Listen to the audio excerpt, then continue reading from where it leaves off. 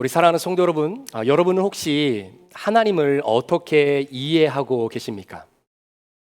물론 내가 이해한 하나님, 그래서 내가 믿게 되어진 그 하나님이 하나님 전부를 다 담아낼 수는 사실은 없습니다. 예를 들어 어떤 성도님들은 내가 힘들고 지쳐 있을 때 나를 찾아와서 새 힘과 용기를 북돋아 주셨던 하나님을 경험하셨던 분들도 계실 겁니다. 또 어떤 성도님들은 밤이 새도록 귀한 그물을 던졌지만 한 마리의 고기도 잡지 못하고 텅 빈 배를 이끌고 쓸쓸한 마음으로 결국은 육지로 돌아온 그 베드로를 만나 주셨던 것처럼 내 인생의 배에도 만선의 기쁨은커녕 오히려 텅 빈 배로 존재하고 있었던 그때 나를 찾아와 위로해 주시며 깊은 물에 그물을 한 번 더 던져보겠냐라고 말씀해 주시며 우리를 이끌어 주셨던 너그러운 주님을 만난 분들도 계실 겁니다. 양육을 시작하면서 성도님들께 하나님은 어떤 분이십니까? 라고 질문을 드린 적이 있었습니다. 그때 대부분의 성도님들이 사랑의 하나님, 위로의 하나님, 내 아버지, 친구 같은 하나님, 공평하신 하나님이라고 하는 표현을 말씀하셨던 것이 기억이 납니다. 맞습니다. 하나님은요, 위로의 하나님이시고 사랑의 하나님이십니다. 나의 작은 신음소리까지도 듣고 응답하시는 하나님이시면서도 동시에 나의 죄를 완벽하게 용서해 주신 용서의 하나님이십니다. 아멘이십니까? 그래서 우리는 하나님을 종종 오해합니다. 자, 그 하나님을 오해했던 대표적인 한 사건이 오늘 우리가 함께 다루게 될 바로 아나니아와 삽비라의 사건입니다. 이 사건을 통해서 우리가 묘사할 수 있는 하나님은 어떤 하나님일까요? 사랑의 하나님의 모습을 발견하실 수 있으시겠습니까? 위로의 하나님, 공평하신 하나님, 자비와 은혜가 충만하신 하나님의 모습을 오늘 우리가 다루게 될 본문에서 찾아보실 수 있으시겠습니까? 오히려 하나님이 너무하신 것 아닌가? 그래도 그렇지. 헌금을 하지 않는 사람들보다야 헌금을 한 사람들이 훨씬 더 나은데 이렇게까지 잔인하게 하나님이 처리하셔야만 했을까? 헌금의 일부를 속였다고 해서 그 결과로 이 부부의 죽음을 하나님께서 허락하셨다라고 한다면 이건 하나님이 너무 심하게 이 사건을 다루시는 것은 아닌가? 라고 하는 생각을 한 번쯤은 해보셨을 겁니다. 저도 그랬으니까요. 사랑하는 여러분, 도대체 오늘 이 본문을 우리는 어떻게 이해를 하고 또 우리의 삶에 어떻게 적용을 할 수 있을까요? 말씀을 준비하면서 들었던 생각이 있었습니다. 오늘 우리가 다루고 있는 이 본문의 말씀은 오늘의 기준으로 보면 2000년이라고 하는 시간과 공백의 흐름이 있고 난 이후에 우리가 이 시간을, 이 사건을 바라보는 관점으로 해석하는 것이 아니라 2000년 전에, 그러니까 초대교회라고 하는 공동체에 실제로 몸을 담그고 있었던 그 성도들의 관점에서 철저하게 오늘 주어진 본문을 한번 해석해 보기를 원합니다. 오늘날의 시각으로 이 사건을 보면 우리 하나님은 너무나 잔인하신 하나님입니다. 아니, 헌금 좀 이렇게 띄어서 했다고 해서 그래서 그 사람들을 죽이셨다면 정말 죄송합니다. 여기서 살아남아 하나님께 예배드릴 사람이 몇 사람이나 되겠습니까? 그러나 오늘 본문의 사건은 2026년을 살아가는 현재의 시각보다는 당시 초대교회 성도들의 관점에서 깊이 살펴봐야 오늘을 살아가는 우리들에게 하나님이 주신 은혜를 발견할 수 있습니다. 자, 먼저 이 사건을 글로 접한 우리하고 이 사건을 실제 피부로 느끼고 직접 자신들의 눈으로 봤던 초대교회 공동체의 당시의 반응은 어떠했는지 오늘 본문 5절을 한번 보시겠습니다. 아나니아는 이 말을 듣고 그 자리에서 쓰러져서 숨졌다. 이 소문을 들은 사람은 모두 크게 두려워하였다. 어떤 반응이었다고요? 두려워했다라는 겁니다. 자, 그렇다면 남편이 삽비라가 죽었을 때 당시의 성도들의 반응은 또 어땠을까요? 이어지는 11절 말씀을 한번 보십시오. 온 교회와 이 사건들을 들은 사람들은 모두 크게 두려워하였다. 한번 보십시오. 2000년이 지난 오늘날 이 본문을 접하고 있는 우리들의 반응은 이해할 수 없다는 거예요. 하나님이 너무하셨다라는 겁니다. 이렇게까지 꼭 하셔야만 했을까라고 하는 반응을 보인다면 당시 초대교회 성도들은 하나같이 이 사건 앞에서 두려워했다라고 성경은 기록합니다. 그러니까 그 당시에 그 자리에 있었던 사람들 어느 누구도 야, 하나님이 너무하셨다. 야, 하나님이 어떻게 이렇게 하시지? 라고 반응한 사람은 단 한 사람도 없었다라는 이야기입니다. 그렇다면 여러분, 초대교회 안에는 이렇게 하나님에 대한 두려움, 무서움만 존재했었을까요? 그렇지만 않습니다. 2, 3주 전에도 함께 말씀을 드렸지만 초대교회 안에는 하나님의 전무후무한 놀라운 기적과 권능이 있었습니다. 이로 인해서 수많은 사람들이 자신의 죄를 고백하고 하나님 앞으로 다시 돌아와서 하나님이 허락하시는 믿음의 여정을 걸어갔던 수많은 사람들이 받았던 은혜와 기적도 충만했던 곳이 바로 초대교회입니다. 이처럼 초대교회 안에는 돌이킬 수 없는 하나님의 큰 은혜를 경험했던 그 흔적도 있었지만 동시에 하나님에 대한 두려움도 공존하고 있었다는 것을 아는 것이 굉장히 중요합니다. 그러니까 사도행전 1장부터 4장까지는 하나님의 은혜를 강조하던 이 분위기가 갑자기 5장으로 넘어오면서 두려움의 사건으로 바뀌어지게 된 그 계기가 바로 오늘 본문에 기록된 아나니아와 삽비라의 사건 때문입니다. 여기서 우리가 회복해야 할 한 가지 영성이 있습니다. 많은 사람들이 초대교회로 돌아가야 된다, 초대교회로 돌아가야 된다라고 외칩니다. 저도 그 말에 100% 동의합니다. 여러분, 초대교회 안에 일어났던 부흥의 역사, 큰 은혜의 감동들이 오늘날 우리 애들에게도 다시 한번 재현되기를 소망하는 마음이 있겠죠. 그런데 초대교회 안에서는 버젓이 존재했던 그 무엇인가가 오늘날 우리가 살아가고 있는 현 시점에서 우리의 교회에서 찾아봤을 때 사라져가고 있는 것이 있더라는 거예요. 그게 뭐냐면 하나님에 대한 두려움입니다. 여러분들은 하나님에 대한 두려움을 갖고 계십니까? 제가 미국에 처음 유학 갔을 때 느꼈던 문화적인 충격 하나가 이런 거였습니다. 미국 교회를 갔는데 사람들이 하나같이 커피와 음료수를 들고 예배당 안으로 들어오는 겁니다. 그리고 앞에 있는 사람들이 부부인지는 모르겠고 연인인지는 모르겠는데 아주 자연스럽게 어깨동무를 하면서 말씀을 아멘 아멘 할 때마다 옆에 있는 이 사람의 이 등을 얼마나 쓰다듬어 주는지 그 모습을 보면서 그래, 이건 네 말씀이야, 이건 네 말씀이야, 뭐 이렇게 혹시 뭐 들렸을 수도 있었겠죠. 근데 그 모습이 굉장히 자연스럽게 보였습니다.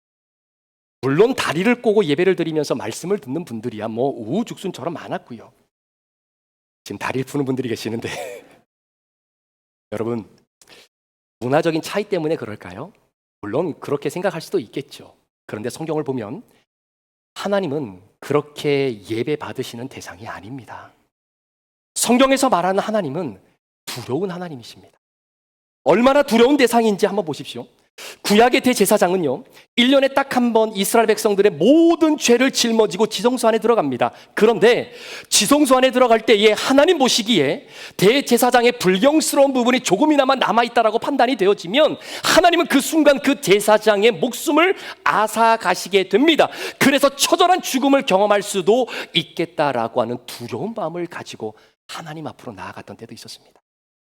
레위기 10장에 보면 레위의 아들인 나답과 아비후라고 하는 두 아들의 이야기가 나옵니다. 그런데 이 두 아들이 본의 아니게 하나님이 지정해 주신 불이 아닌 다른 불을 가지고 하나님께 제사를 드리다가 하나님의 심판을 받아 두 사람이 목숨을 잃게 됐지요.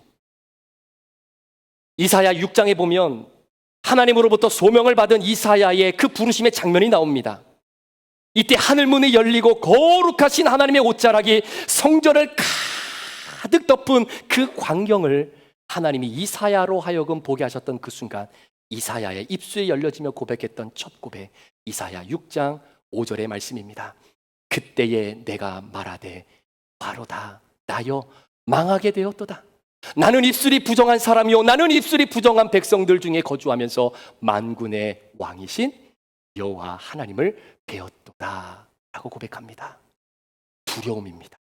두려움입니다. 이처럼 구약과 신약의 공동체가 공통적으로 보여주는 하나님에 대한 인식은 두려움입니다. 그런데 오늘날 우리 안에 인식되어지는 하나님은 어떻습니까? 두려운 하나님보다, 거룩하신 하나님보다 친근하신 하나님, 사랑과 용서의 하나님에 훨씬 더 많은 강조점을 두고 있지는 않으십니까? 마치 이런 거예요.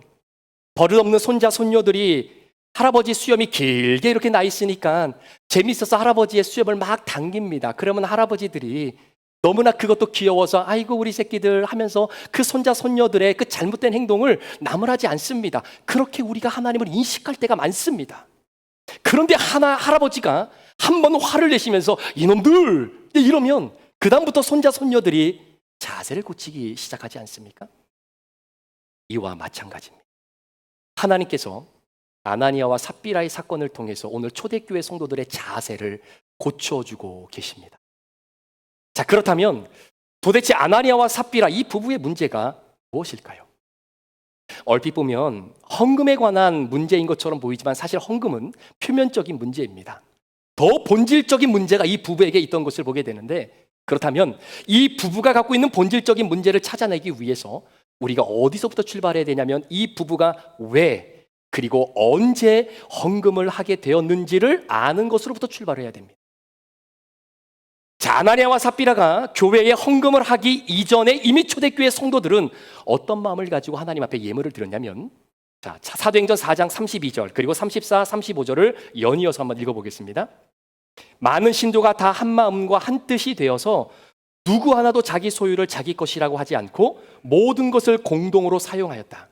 그들 가운데서는 가난한 사람이 하나도 없었다. 땅이나 집을 가진 사람들은 그것을 팔아서 그 판돈을 가져다가 사도들의 발 앞에 놓았고 사도들은 각 사람에게 필요에 따라 나누어 주었다라고 기록합니다. 여러분, 아나니아와 삽비라가 이전에 헌금을 했을까요? 안 했을까요? 안 했습니다. 하지 않았습니다. 그런데 왜 갑자기 5장에 넘어오면서 이 부부가 헌금을 하게 되었을까요? 이유는 이 사람 때문입니다. 누굴까요? 사도행전 4장 36절, 37절에 기록된 이 사람 때문입니다. 히브로서 태생으로서 레위 사람이요 사도들로부터 바나바 곧 위로의 아들이라는 뜻의 별명을 받은 요셉이 자기가 가지고 있는 밭을 팔아서 그 돈을 가져다가 사도들의 발 앞에 놓았다라는 겁니다. 여러분, 성경의 원문은요 장과 절이 구분되어 있지 않습니다. 그런데 후대에 사람들이 성경을 좀 편리하게 읽을 수 있도록 장과 절을 구분해 놓은 것뿐이지 원래 성경의 원문은 장과 절이 구별되어 있지 않아요. 그 말이 무슨 말이냐면 지금 아나니아와 삽비라의 이야기와 바나바의 이야기가 나뉘어진 이야기가 아니라 큰 하나의 이야기로 연결되어 있다는 겁니다. 자, 그렇다면 왜 아나니아와 삽비라의 부부에 대한 이야기가 나오기 바로 직전에 바나바라고 하는 사람에 대한 이야기가 기록되어졌던 이유가 무엇일까요? 3주 전에 우리는 위로자 바나바라고 하는 제목으로 말씀을 함께 나눌 때 바나바라고 하는 사람이 어떤 사람인지에 대해서 한번 이야기를 나눴습니다. 실질적인 도움이 필요한 사람에게 실제적인 도움을 주었던 바로 그 위로자 바나바.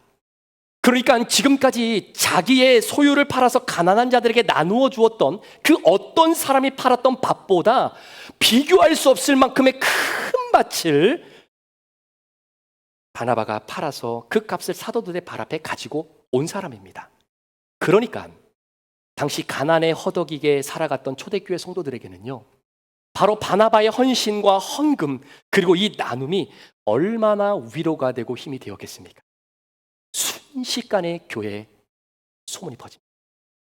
여기저기서 만나는 사람마다 바나바에 대한 이야기를 놓지 않습니다. 심지어 어떤 사람은 입에 거품을 물고 아이고 그 사람은 착한 사람이야, 그 사람은 성령과 믿음이 충만한 사람이야 라고 하는 바나바 칭찬 대잔치가 끊이지를 않는 겁니다. 그러니까 사람들이 요셉이라고 하는 본명의 이름보다 위로자의 아들 바나바라고 하는 사람의 별명을 오래 기록할 수밖에 없었던 것이죠. 그때 아나니아와 삽비라의 헌금이 사도들에게 도착합니다. 당시 초대교회의 최고의 인기자로 급부상하는 바나바에 대한 소식을 듣고 이 부부가 침대에서 이런 이야기를 나누지 않았을까요? 여보, 지금 우리 공동체에 바나바라고 하는 사람에 대한 명성이 하늘을 찌르고 있는데 이번 기회에 우리 부부도 헌금 한번 할까요? 뭐 당신이 원하면 뭐 그렇게 하시지요. 여러분, 이전에 헌금을 하지 않았던 사람들이 왜 갑자기 하나님 앞에 헌금을 하기 시작했을까요? 바나바 때문입니다. 애초부터 이 부부가 하나님의 나라와 교회 공동체를 위해 헌신하는 마음으로 헌금을 했다면 이전에도 했을 것이고 지금 하더라도 거짓말하면서 하지 않았을 겁니다. 그런데 이들이 헌금을 했던 이유는 하나님 나라와 영혼들을 위한 감사의 고백이다라기보다는 바나바라고 하는 사람이 받았던 영광과 칭송이 부러웠기 때문입니다. 결국 이 부부는 자신들의 밭을 팝니다. 그런데 문제는 그 밭을 팔고 받은 돈을 직접 내 손으로 만져보니까 이걸 다 바치기가 너무나 아깝다라는 생각이 들지요.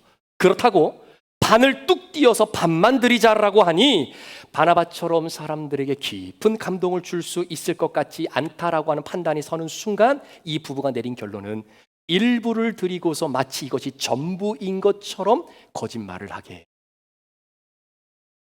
아나니아와 삽비라는 물질에 대한 탐욕보다는 명예와 자랑, 그리고 그 칭찬에 대한 탐욕에 굶주려 있었던 사람들에게 내가 더 영적으로 보이고 싶어서, 내가 더 좋은 신앙을 갖고 있는 사람처럼 보이고 싶어서, 내가 하나님을 더 사랑하는 사람이다라는 것을 다른 이들에게 보여주고 싶었던 것, 무슨 말입니까? 바로 이 부부가 하나님 앞에 드렸던 헌금의 동기가 문제가 있다라는 거예요.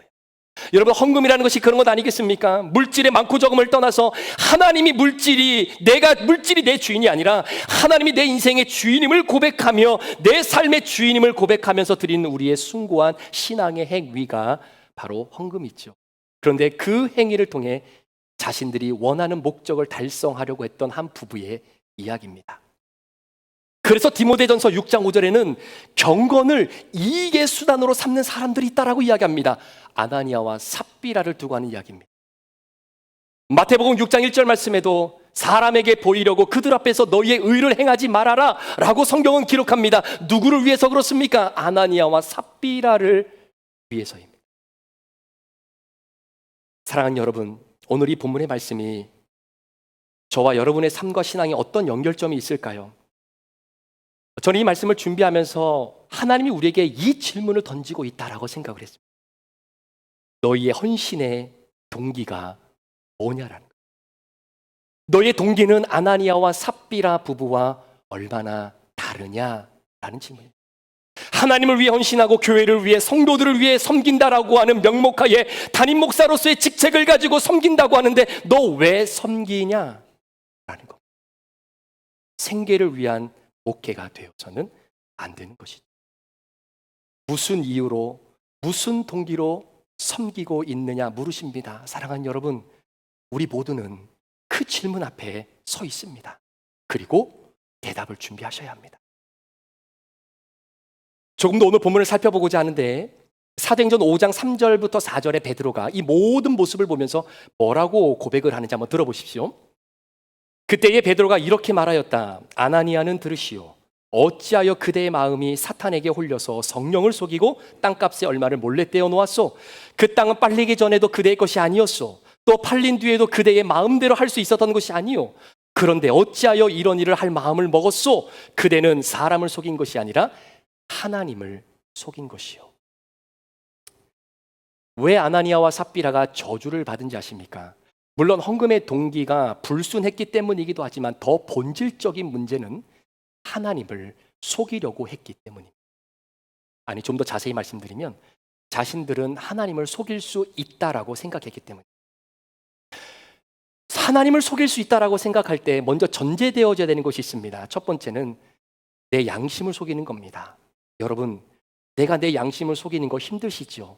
그런데 한 번 속이고 두 번 속이고 세 번 속이면 어느 순간 내 양심을 속이는 것은 누워서 떡 먹기입니다. 그런데 내가 내 양심을 속이는 그 순간부터 이제는 성도들을 속이는 일들이 어려운 문제가 되지 않습니다.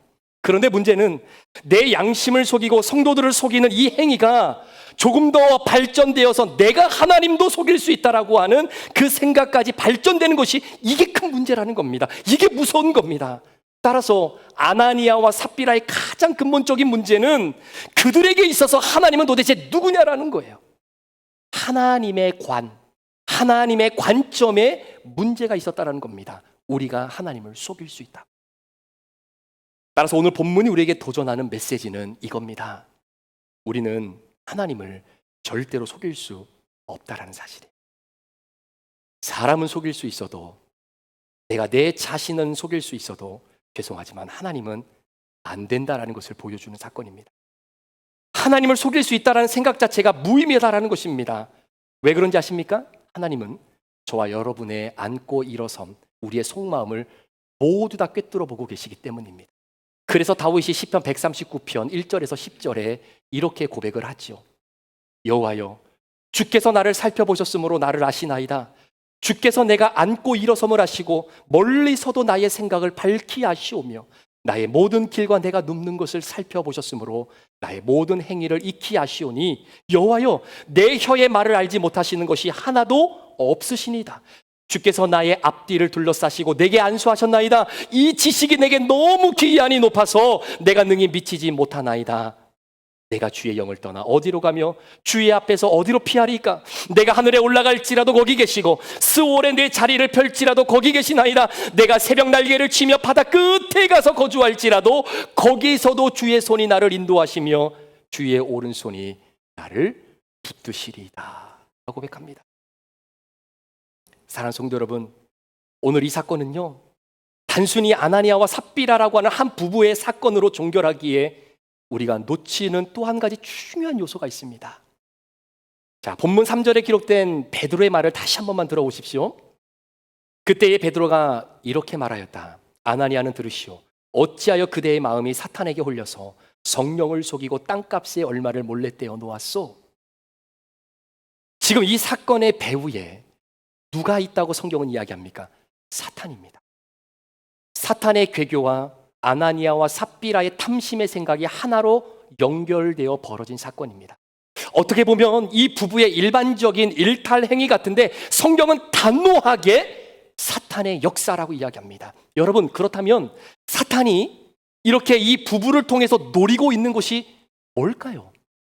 어떤 목적을 달성하기 위해 사탄이 이 부부를 사용했던 것일까요? 한번 들어보세요. 가만히 보니까 초대교회 안에 바나바가 헌금을 많이 했다라고 하는 이유 때문에 높은 지위를 받았다는 소문이 돌기 시작합니다. 그런데 여러분, 이걸 잘 들으셔야 돼요.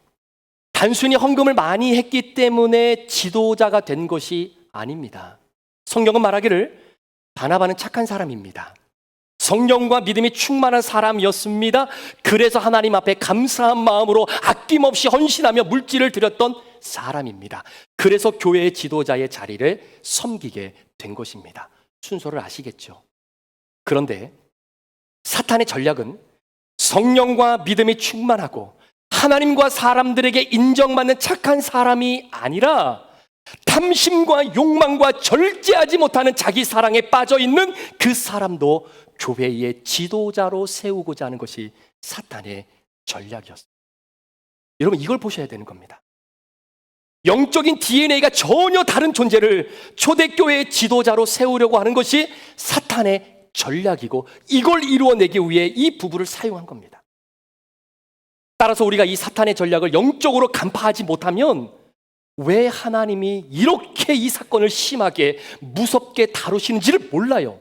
그러나 우리가 이 사탄의 전략을 영적으로 간파했을 때 그래서 하나님이 이 사건을 이렇게 심하게 이렇게 무섭게 다루시는구나.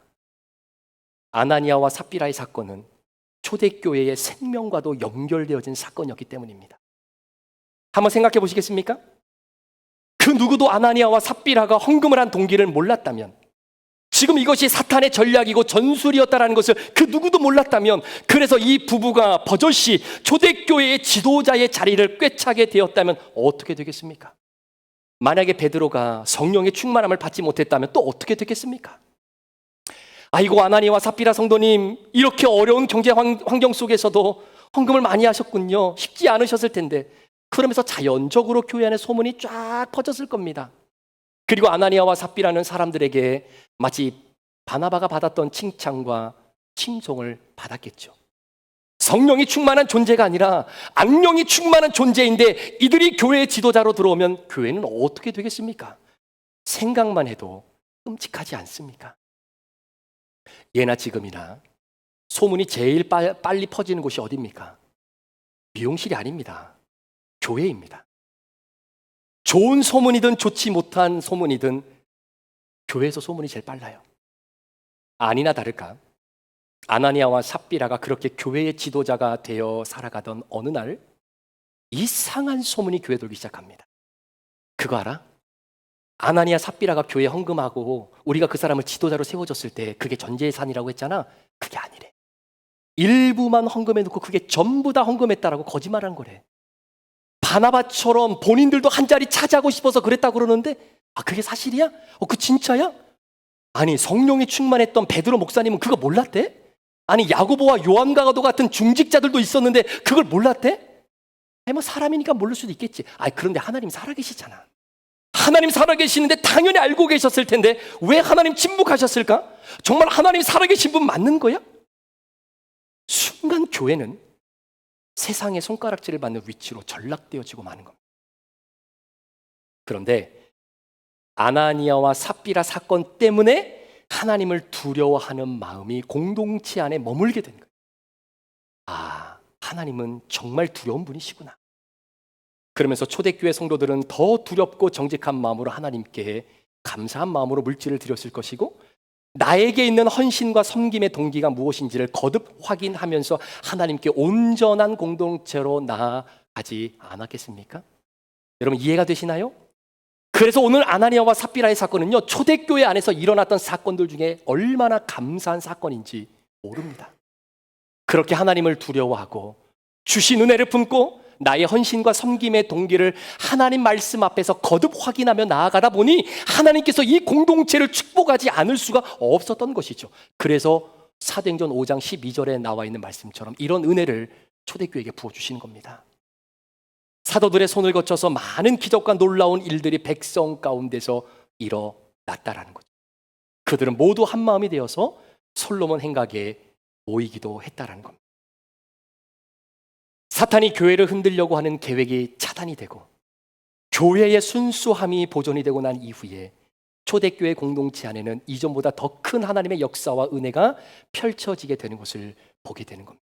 저는 개인적으로 이 본문을 통해 당시에 초대교회 수장이었던 베드로 목사님, 정말로 이 사람의 성령 충만함이 있었기에 아나니아와 삽비라가 성령을 속이는 일을 간파할 수 있었던, 사랑하는 성도 여러분, 많이 부족한 담임 목사의 성령 충만을 위해 그래서 기도해 주셔야 되는 겁니다. 그것이 저를 살리는 것이고 우리 교회를 살리는 중요한 일이기 때문입니다. 사탄은 지금 이 순간에도 하나님에 대한 두려움과 경외심을 잊어버리고 신앙생활을 편하게 하도록 우리를 유혹하는 일들이 얼마나 많은지 모릅니다. 말씀을 마무리할게요. 초대교회는 하나님의 은혜가 충만했습니다. 기적과 이적도 나타났고요. 하나님을 찬양하고 예배하는 많은 무리들이 있었습니다. 그리고 교회를 건강하게 이끌어가도록 성령 충만하고 착한 리더자들을 하나님이 세워주셨습니다. 그러나 동시에 초대교회 성도들은 하나님을 두려워했습니다.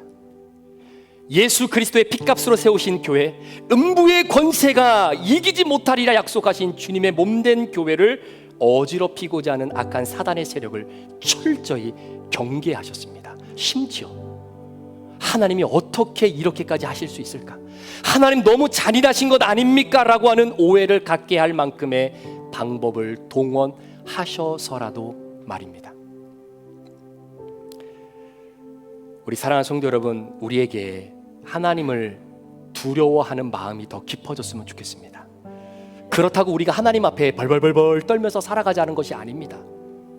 내가 속일 수 없는 하나님, 만홀히 여김을 받지 아니하시는 하나님을 우리가 인정하고 아노피온드 데오, 하나님 앞에 코람데오의 이 믿음의 고백을 가지고 이번 한 주간 여러분 가정과 직장 그리고 사업장에서 우리가 신실하게 이 믿음의 훈련을 한번 잘 받으면서 한 주 살아가 보자라는 이야기입니다. 성령님께서 도와주실 겁니다. 힘내라고 말씀하시면서 우리를 일으켜 주실 겁니다. 기도하기는 내 안에 계시는 성령님의 도우심으로 우리 지난주보다 이번 한 주는 조금 더 예수 그리스도의 거룩을 닮아가기 위해 함께 믿음 안에서 몸부림칠 수 있는 그 놀라운 훈련의 여정을 오늘부터 이번 한 주간 우리 함께 잘 살아냈으면 좋겠습니다. 그런 하나님에 대한 두려움과 경외심이 내 안에 남아있게 될 때 그때 우리에게 주어진 그 은혜를 지켜갈 수 있기 때문에 그렇습니다. 두려움으로 지켜낸 그 은혜, 이번 한 주간 주 안에서 마음껏 누리시며 살아가는 저와 여러분 되시기를 예수님의 이름으로 축원합니다. 기도하시겠습니다.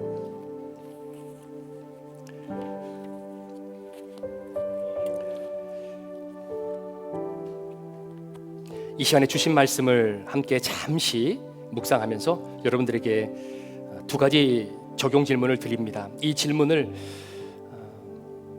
어떻게 이번 한 주간 적용하며 살아갈지 함께 브릿지 안에서 고민했으면 좋겠습니다. 첫 번째 질문입니다.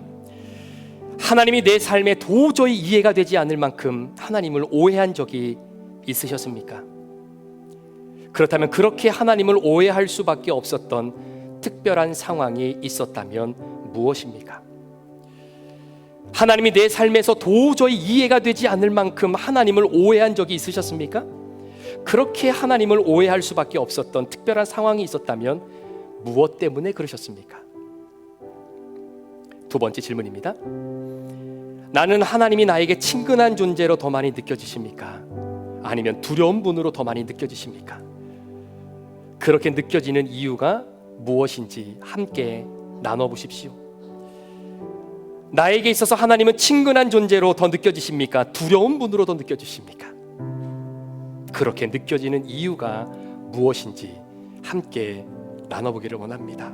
소망하며 기도하기는 주님, 내 안에 주님의 따뜻한 위로와 주님에 대한 경외심과 하나님 앞에서 살아가는 이 놀라운 두려움의 신앙의 고백이 이번 한 주간 나에게 사라지지 않도록 성령님 나를 붙잡아 달라고 이 시간 주님 앞에 결단하며 기도하면서 주님 베풀어 주신 성찬의 자리로 함께 나아가겠습니다. 기도합니다.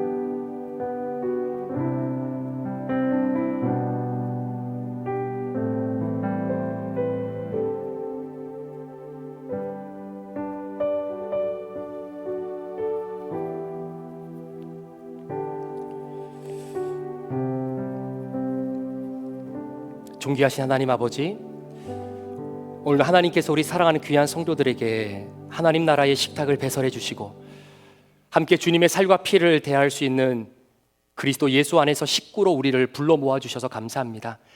한 식탁에 둘러앉아 함께 주님의 살과 피를 나누는 식구인 우리 한 사람 한 사람에게 오늘도 주님의 사랑과 위로와 능력과 축복의 하나님을 경험하면서도 동시에 죽음도 그 아픔도 그 무엇과도 비교할 수 없을 만큼의 사랑으로 우리에게 다가오셔서 죽음도 아픔도 처절하게 그 앞에 내려놓으시면서까지 우리를 구원해 주신 그 하나님의 그 담대하신 사랑 앞에 다시 한번 우리의 머리를 숙이고 우리의 마음을 드리는 이 아름다운 성찬의 시간이 되도록 축복해 주옵소서.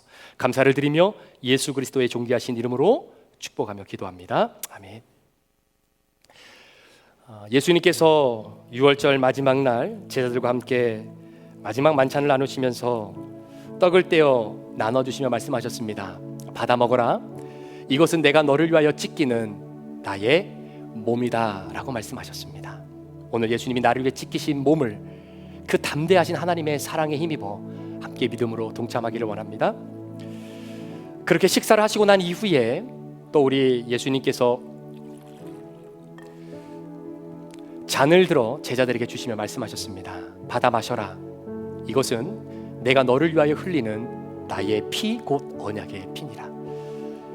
무엇과도 바꿀 수 없는 그 다음 없는 사랑, 끝이 없는 사랑으로 우리에게 베풀어 주신 예수 그리스도의 그 놀라운 십자가의 사랑이 오늘도 주의 살과 피를 대한 우리 모두에게 다시 한번 재현되어져서 그 사랑에 부끄럽지 않게 이번 한 주간 하나님 앞에서 믿음의 훈련 잘 받는 우리 모두가 되기를 소망하며 함께 성찬의 자리로 나아가겠습니다.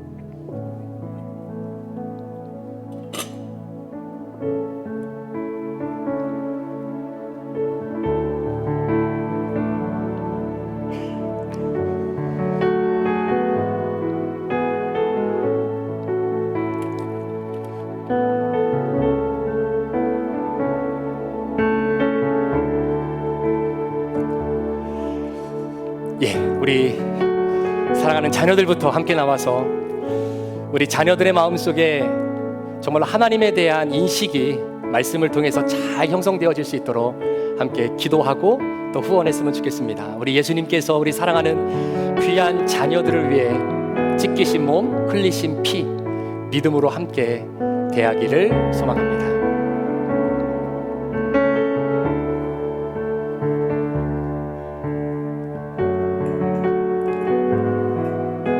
우리 예수님께서 우리 자녀들을 위해 찢기신 몸, 또 흘리신 피입니다. 예수님, 나를 위해 십자가에 달려 죽으셔서 감사합니다. 예수님 때문에 내 죄가 용서받았습니다. 주님 감사합니다. 예수님 감사합니다. 고백하며 함께 귀한 식탁 나누기를 소망합니다.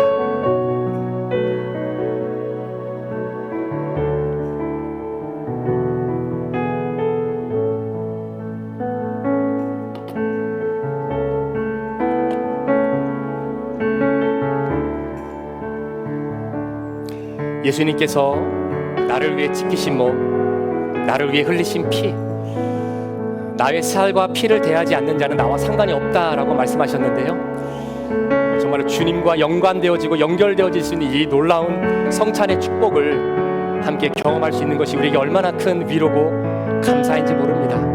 이 시간에 그 은혜를 함께 기억하시면서 나를 위해 죽으신, 나를 위해 찢기신 예수 그리스도를 다시 한번 경험하고 회복하는 시간 되기를 소망합니다.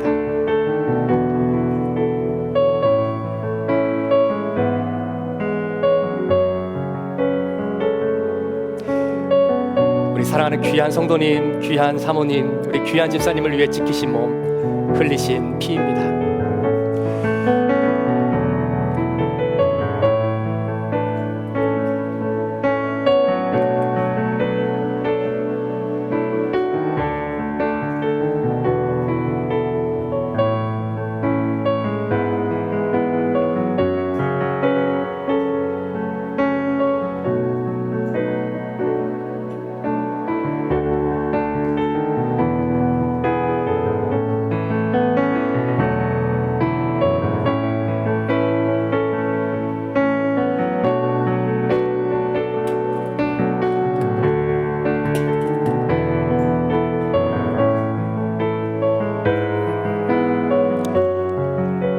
주님의 살과 피의 사건으로 내가 구원받은 하나님의 자녀가 됨을 다시 한번 회복하시고 이번 한 주간 믿음으로 주신 말씀으로 함께 승리하며 살아가기를 소망합니다.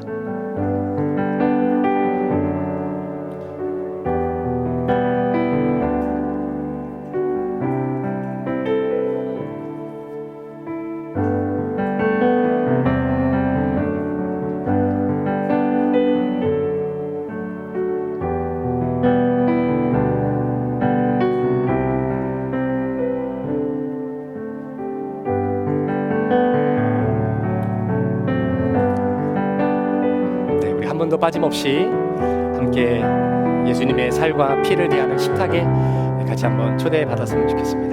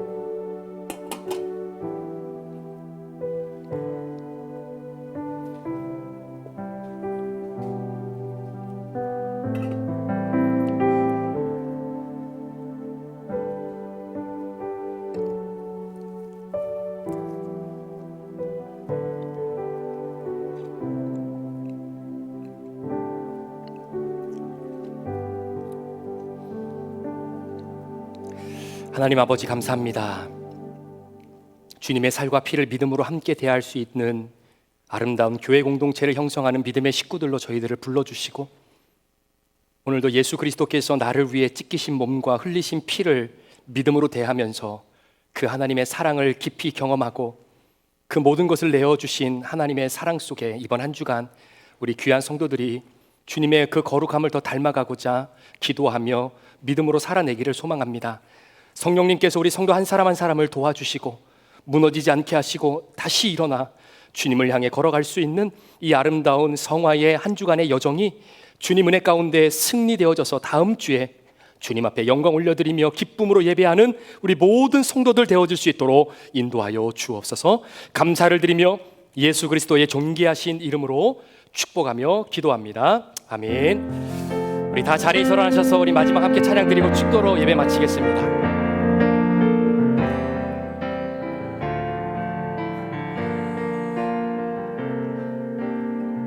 나의 모습 나의 소유, 나의 모습 나의 소유, 주님 앞에 모두 드립니다. 모든 아픔 모든 기쁨 내 모든 눈물 받아주소서. 나의 생명을 드리니 주 영광 위하여 사용하옵소서. 내가 사는 날 동안에 주를 찬양하며 기쁨의 제물 되리. 나를 받아주소서. 어제 일과 내일 일도 어제 일과 내일 일도 꿈과 희망 모두 드립니다. 모든 소망 모든 계획 내 손과 마음 받아주소서.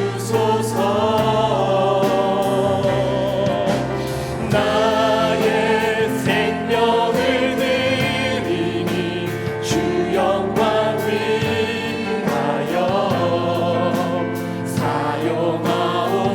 사용하옵소서. 내가 사는 날 동안에 주를 찬양하며 기쁨의 제물 되리. 나를 다시 한번 고백합니다. 내가 사는 동 내가 사는 날 동안에 주를 찬양하며 기쁨의 제물 되리. 나를 받아주소서. 우리가 이 모든 것들을 다 주께서 우리에게 주시었네. 못 받게 드릴 것이 없으니 내 삶을 받아주소서. 나의 생명을 드리니 주 영광 위하여 사용하옵소서. 내가 살았던 동안에 주를 찬양하며 기쁨의 제물 되리. 나를 받아주소서.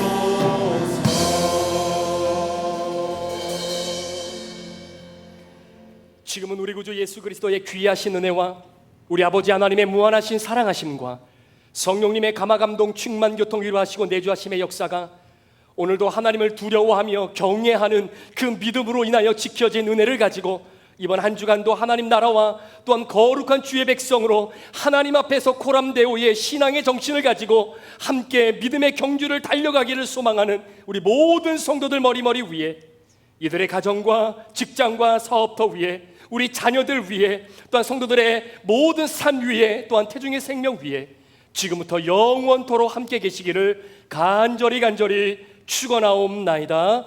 아멘.